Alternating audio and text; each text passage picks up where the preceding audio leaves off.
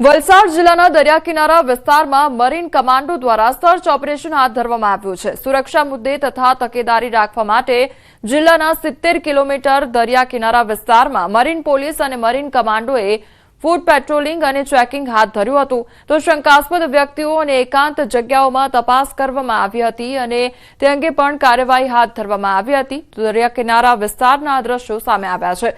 સંવાદદાતા ભરત અમારી સાથે જોડાઈ ગયા છે। ભરત, અત્યારે કયા પ્રકારનું સર્ચ ઓપરેશન હાથ ધરવામાં આવ્યું છે?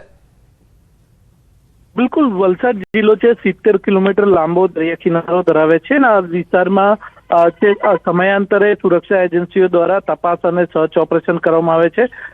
આજે પણ વલસાડ જિલ્લાના 70 કિલોમીટરના દરિયા કિનારા વિસ્તારમાં મરીન પોલીસની સાથે મરીન કમાન્ડોની ટીમોએ દરિયા કિનારા વિસ્તારમાં ફૂટ પેટ્રોલિંગ હાથ ધર્યું હતું। આ કાર્યવાહી દરમિયાન દરિયા કિનારા વિસ્તારના જે શંકાસ્પદ લેન્ડિંગ પોઈન્ટો છે સાથે જ જે દરિયા કિનારે મળતા જે શંકાસ્પદ વ્યક્તિઓ છે તેમની પૂછપરછ કરી હતી। સાથે જ મહત્વપૂર્ણ છે કે દરિયામાં શંકાસ્પદ હિલચાલો પર નજર રાખવા અને શંકાસ્પદ બોટો વિશે માહિતી મેળવવા માટે મરીન પોલીસ અને અન્ય સુરક્ષા એજન્સીઓ દરિયા કિનારામાં માછીમારી કરતા માછીમારો સાથે પણ સતત સંપર્કમાં રહે છે। તો પોલીસની આ કાર્યવાહી દરમિયાન આજે વલસાડ જિલ્લાના દરિયા કિનારાના માછીમારો સાથે પણ સંવાદ કરવામાં આવ્યો હતો અને તેમની પાસેથી દરિયા કિનારા વિસ્તારમાં જે શંકાસ્પદ હિલચાલ હોય કે અન્ય શંકાસ્પદ બોટ હોય તેના વિશે પણ તપાસ હાથ ધરવામાં આવી હતી। આમ વલસાડ જિલ્લાના દરિયા કિનારે સમયાંતરે આ રીતના સર્ચ ઓપરેશન હાથ ધરવામાં આવે છે। આજે પણ આવી રીતે એ સર્ચ ઓપરેશન હાથ ધરવામાં આવ્યું હતું ને એમાં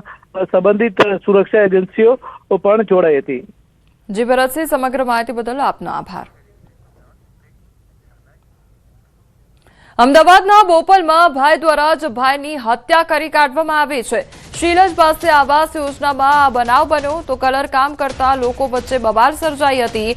આરોપી અને મરણ જનાર બંને સગા થાય છે, ત્યારે રામુ નામના યુવકની હત્યા કરી દેવામાં આવી છે। પોલીસે આરોપીની અટકાયત પણ કરી છે।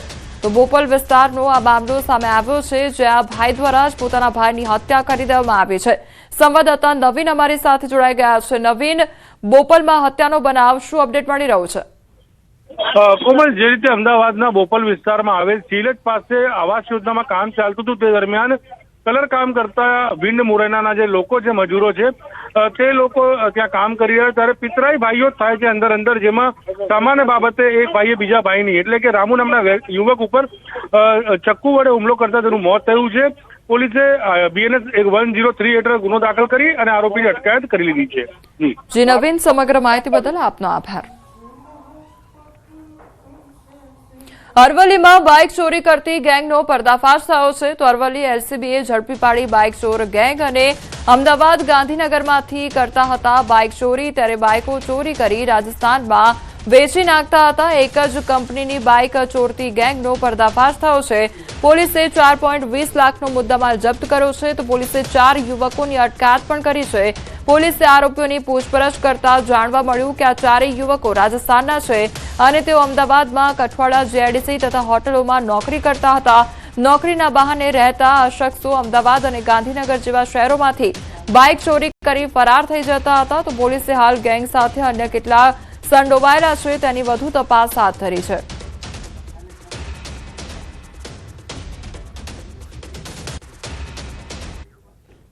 તો એમની પાસે જે મળી છે એ ચોરીની હતી અને એ પહેલાં એમણે અગાઉ ચોરી કરીને 4 બાઇકો વેચી પણ દીધેલી। આ બધા જ બાઇકો 8 બાઇકોના ગુના અમદાવાદના અલગ અલગ પોલીસ સ્ટેશન, વસ્ત્રાપુર, રાણી વગેરે પોલીસ સ્ટેશનોમાં ગુના પણ દાખલ થયેલા છે અને આ રીતે અમદાવાદથી બાઇક ચોરી કરી અને રાજસ્થાનમાં વહેંચતી એક ગેંગ LCB અરવલ્લીની ટીમે પકડી પાડી છે। સુરેન્દ્રનગરમાં વર્ષો જૂના મકાનોનો ભાગ ધરાશાયી થયો અને મકાનનો ભાગ ધરાશાયી થતા 5 થી વધુ લોકો ફસાઈ ગયા હતા। શ્રવણ ટોકીઝ રોડ પર મકાનનો ભાગ ધરાશાયી થયો હતો। તો ફસાયેલા લોકોનું ફાયર ફાઈટરની ટીમ દ્વારા રેસ્ક્યુ કરવામાં આવ્યું હતું। તો મકાનમાં રહેલી ચીજવસ્તુઓ ફાયર ફાઈટર ટીમ દ્વારા પરિવારને સોંપવામાં આવી છે। તો મકાનનો ભાગ જે છે તે ધરાશાયી થવાનો મામલો સામે આવ્યો છે અને મકાનમાં 5 થી વધુ લોકો હાજર હતા અને તે લોકો ફસાઈ ગયા હતા।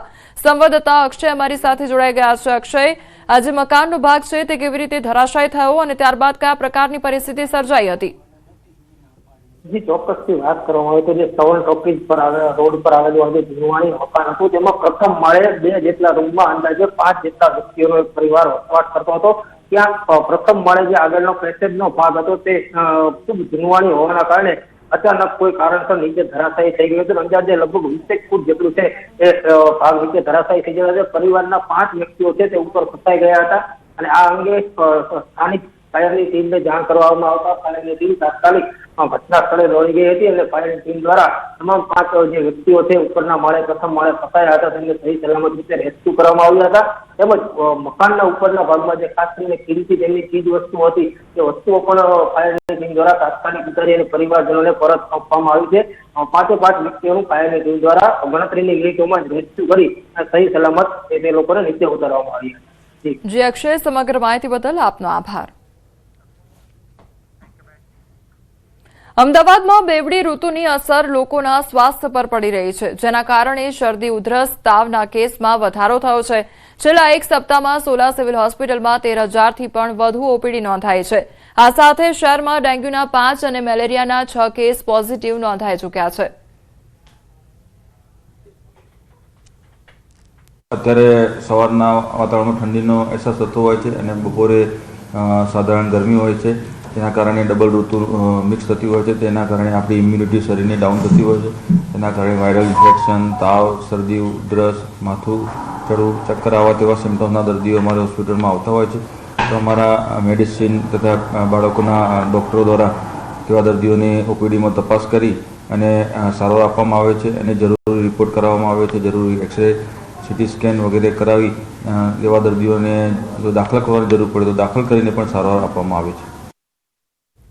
આણંદ જિલ્લામાં બેવડી ઋતુના કારણે રોગચાળો વકર્યો છે, તો બેવડી ઋતુની અસર લોકોના સ્વાસ્થ્ય પર પડી રહી છે, જેના કારણે શરદી, ઉધરસ, વાયરલના કેસમાં વધારો થયો છે, તો શ્વાસ અને ફેફસાની બીમારી ધરાવતા લોકોની મુશ્કેલીમાં વધારો થયો છે. સિવિલ હોસ્પિટલમાં 1700થી વધુ કેસ નોંધાઈ ચૂક્યા છે. ડિસેમ્બરના આઈએલઆઈના એ 1723 છે. એની સામે જ્યારે નવેમ્બરમાં હતા એ અરાઉન્ડ 2270 જેટલા કેસ હતા. એટલે એની સામે અત્યારે ઘટાડો છે.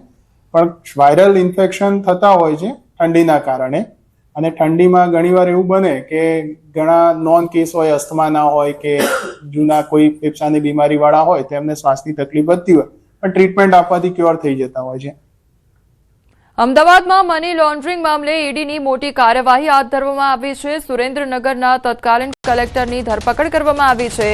રાજેન્દ્ર પટેલની ઈડીએ ધરપકડ કરી, તો ઈડી દ્વારા તત્કાલીન કલેક્ટર ડોક્ટર રાજેન્દ્ર પટેલની ધરપકડ કરવામાં આવી છે. આ કેસમાં અગાઉ નાયબ મામલતદારની થઈ ચૂકી છે ધરપકડ. ચંદ્રસિંહ મોરીની ધરપકડ થઈ ચૂકી છે, તો આ કેસમાં હજુ વધુ લોકોની ધરપકડ થઈ શકે છે. સંવાદદાતા નવીન અમારી સાથે જોડાઈ ગયા છે. નવીન, જે તત્કાલીન કલેક્ટર છે તેમની ધરપકડ કરવામાં આવી છે, હજુ કેટલા મોટા ખુલાસા થઈ શકે છે? જે રીતે આ કેસમાં કલેક્ટરની ધરપકડ થઈ ચૂકી છે અને ટૂંક સમયમાં કોર્ટમાં રજૂ કરી રિમાન્ડ મેળવવામાં આવશે.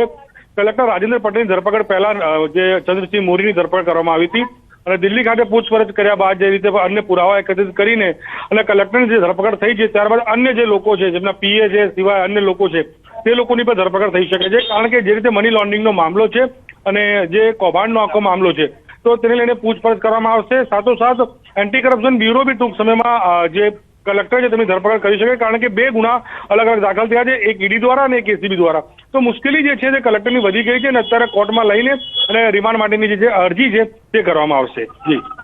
જે નવીન, જે તત્કાલીન કલેક્ટર છે તેમની ધરપકડ કરવામાં આવી અને ત્યારબાદ પૂછપરછ પણ કરવામાં આવી હતી. કેટલો સમયગાળા દરમિયાન આ પૂછપરછ ચાલી અને ત્યારબાદની હવે આગળની પ્રક્રિયા શું હાથ ધરવામાં આવશે? તત્કાલીન કલેક્ટરની જે ગઈકાલે પૂછપરછ ચાલતી હોવાની માહિતી સામે આવી રહી છે અને વહેલી સવારે તેમના ઘરેથી પૂછપરછ કર્યા બાદ જે છે ઈડીના જે અધિકારીઓ છે તે તેમને લઈને નીકળી ગયા.